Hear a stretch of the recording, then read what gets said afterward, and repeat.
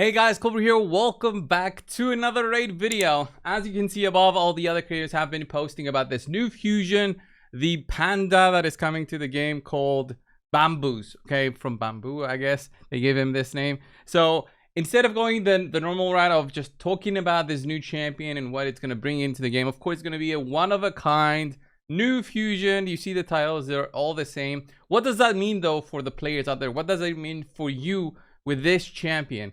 I personally think this is intentional by Platinum. They're releasing this hero intentionally to just enforce the usage of one other specific champion and just force us in that way to use that champion. What am I talking about? Well, coldbrew, are you crazy? No, I'm not crazy.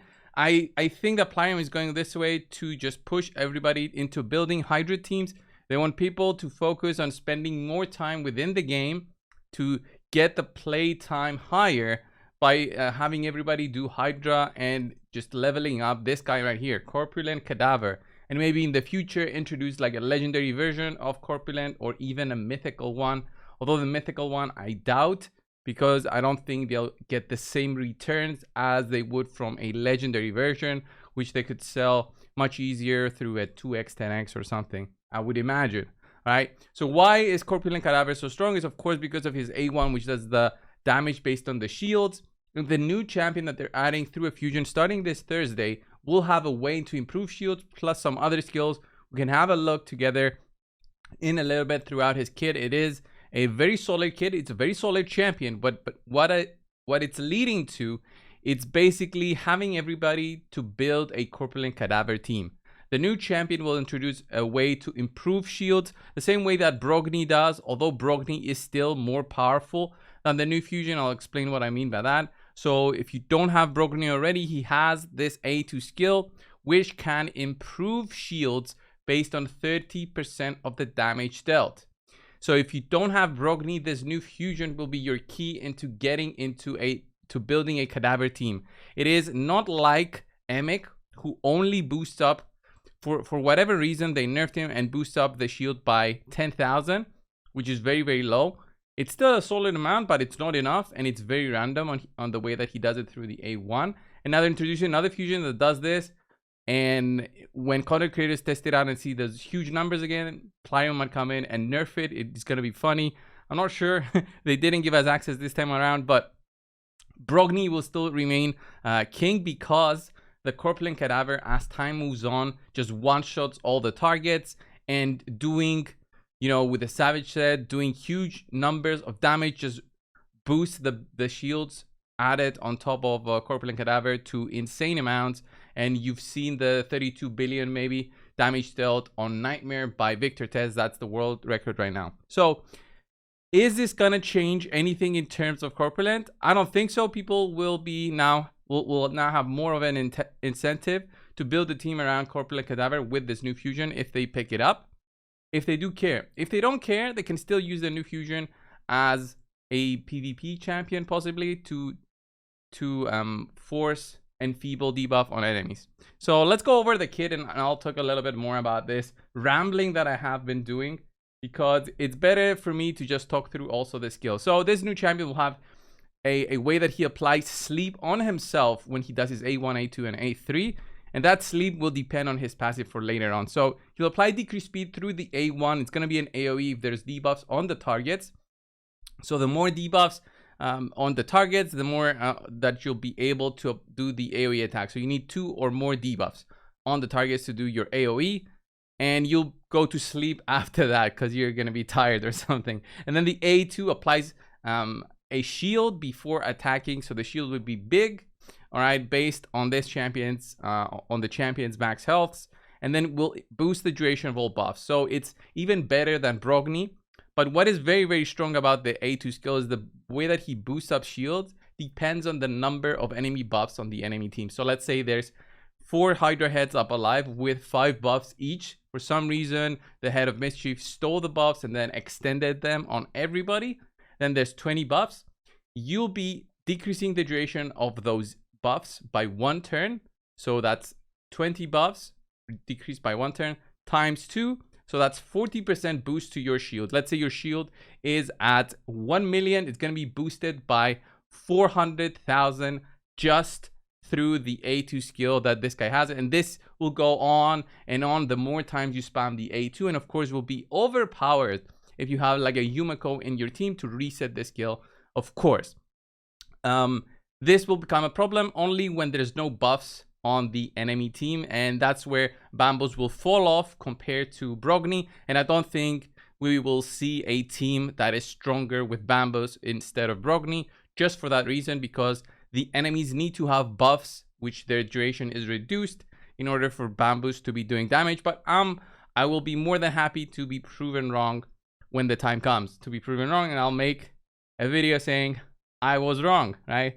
It's a perfect opportunity for somebody to prove me wrong and tag me in the future. So what are the other skills? The A3 is a single target skill that can apply Enfeeble. It's the first time we have a champion that applies Enfeeble. That is the debuff that Phantom Shogun applies, which forces you to do weak hits as long as you got Enfeeble on you. Okay, it's not very sure. We're not very sure if Enfeeble is protected. So if there's a way to cleanse Enfeeble, if there is, it just makes those champions which rely on other support members with cleanses, or like a CP Rotos combo where you have the guaranteed cleanse on Rotos, to become, you know, even stronger combos against Bambus. Increase accuracy, increase attack is huge though, that he provides to the whole team. Decrease accuracy as an AoE is also huge for the Hydra. And then the sleep comes into play. What does the sleep do? There's the passive coming in. So the passive will have always a 50% chance of transferring debuffs on your allies to Bambus, to the Panda, okay? Except for stuff like block, revive, stun, freeze, fear, true fear, provoke, and petrification. So the head of Torment, the one that fears you when you hit it, true fears you when you hit it, will still be strong versus this guy. So it's not a way to also have something like a Shamael within his kit. And then at the start of this champion's turn, we'll always be removing sleep debuffs from Bambus. And when he does remove them, okay, it's the active effect, which probably has a cooldown. We're not very sure. It doesn't state anything here, but I'm guessing this is not a, it would have said passive effect again.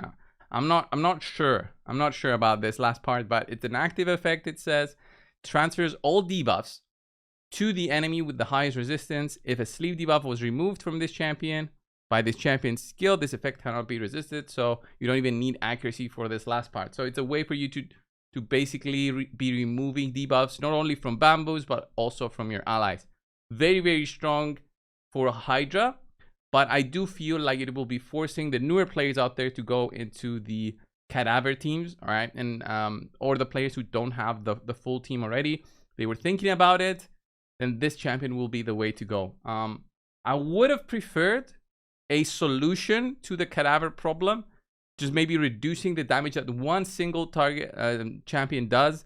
It would eliminate the runs that we are doing now for Hydra. We do runs upwards to 2 hours long on manual in order to do these crazy numbers, and that is where the problem lies. You see these big discrepancies between the damage the clans do, and that is because of cadaver teams doing, one person might have the double Yumiko with awakenings and all that, and it creates a huge gap between the clans. It's not real competition right now. It's just who has the better cadaver team times 30, right? The 30 members within the clan. So I think they're just adding on top of to the problem. Instead of coming in and fixing it and bringing in a fusion with something else in the kit, they're just not addressing the problem. It would have been fine if the cadaver team did like 400, 500 million maximum. It would have been totally fine by me personally. Even if I can't reach those numbers with my normal team, I would have been fine if somebody wanted to do a cadaver team that would do 500 million on Nightmare. But doing 30 billion damage on Nightmare, and then that will be multiplied times 4 for the points, is insane. It doesn't even reach the next best on Nightmare, which I can't really see the next best on Nightmare because everybody does pretty much a normal cadaver team. Like this team did almost 400 million, and I know Doomin has pretty solid team to do 400 million. You need really strong champions to do all this damage, and you can see it from his empowerments and awakenings and stuff. So if a cadaver team just did 500 million, we would have been totally fine. But getting those insane numbers is what is breaking the game and causing the no fun issues with the game and people being disappointed. And of course, jumping onto other games, all right? Playing Dragonair or Watcher of Realms or Tetris or whatever. So, anyway, this is the new champion that's coming. We can't change the decisions that Plarium has made. They've also delayed. I think it's the first time ever that delayed so long to give us information. They gave us it yesterday on a Sunday. They gave us the information on a Sunday, although they warned us that they will give us the information on the Sunday from Friday. So I'm not even sure what that meant in terms of what is happening behind the scenes. Are the people just focusing on other projects and they don't have time for raid anymore and they just have these things on autopilot? Does that mean does it mean that? Is it something else? It could have been just something else that they're focusing on. They are launching many different things like 10x's and stuff to guide away and force shard spending, but that is the Plarium norm the last I'm gonna say 12 months or so.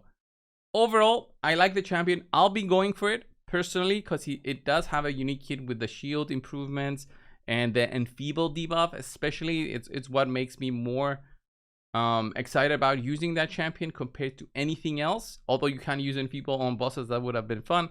I think the new Panda champion will be huge, but I don't like what it's also bringing in with cadavers, cadaver teams remaining to be an issue, because those cadaver teams that everybody will not be making will not be competing with the Brogni cadaver teams. But again, as I said, I will happily be proven wrong if I am proven wrong that it's better than cadaver than the Brogni teams. Maybe together Brogni and this guy can do insane numbers, but one or the other, I think Brogni will always win, just because, as I said, after a point, cadaver just one-shots everything and there's no buffs on the enemy teams for your shields to be improved by bamboos, okay, the panda. So that was the video, guys, for today. Let me know your thoughts down below. Thank you, and I will see you in the next one. See ya.